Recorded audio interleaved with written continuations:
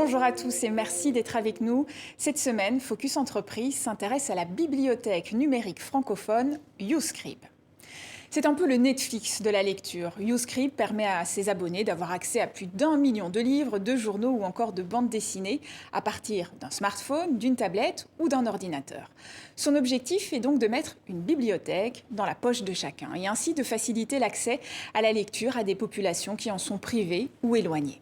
Des professeurs et des étudiants peuvent aussi envoyer sur la plateforme des ouvrages qui n'auraient pas été publiés, une manière de remédier au manque de maisons d'édition dans certains pays. YouScribe vient de lever plusieurs millions d'euros pour soutenir son développement dans les pays francophones, principalement en Afrique. Son fondateur, Juan Pirlo de Corbion, est notre invité. Il y a plusieurs millions d'utilisateurs par mois sur la plateforme, mais le nombre d'abonnés qui payent tous les jours, toutes les semaines, a dépassé 700 000 aujourd'hui. On était à moins de 10 000 il y a 3 ans.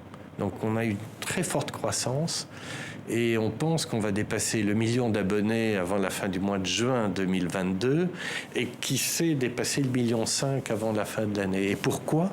Parce que je pense que YouScribe a trouvé une solution simple, avec un prix accessible, compatible avec tous les appareils, pour faciliter l'accès à la lecture, pour faire en sorte que chaque mobile puisse devenir une bibliothèque de poche. Et les prix évoluent en fonction des pays.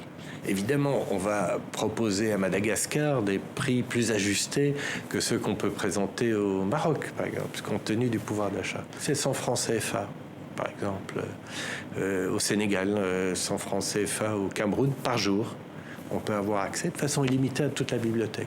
On a choisi des solutions de micro-paiement en partenariat avec Orange et les opérateurs mobiles, les Digital Virgo qui opèrent tout ça, qui est notre partenaire dans les micro-paiements. Et ça permet de faciliter l'accès à la bibliothèque où qu'on soit en Afrique. La société a levé auprès de la Banque des Territoires, de ses actionnaires historiques, 5 millions d'euros dans l'objectif de favoriser l'expansion de la société. On veut se concentrer sur toute la francophonie.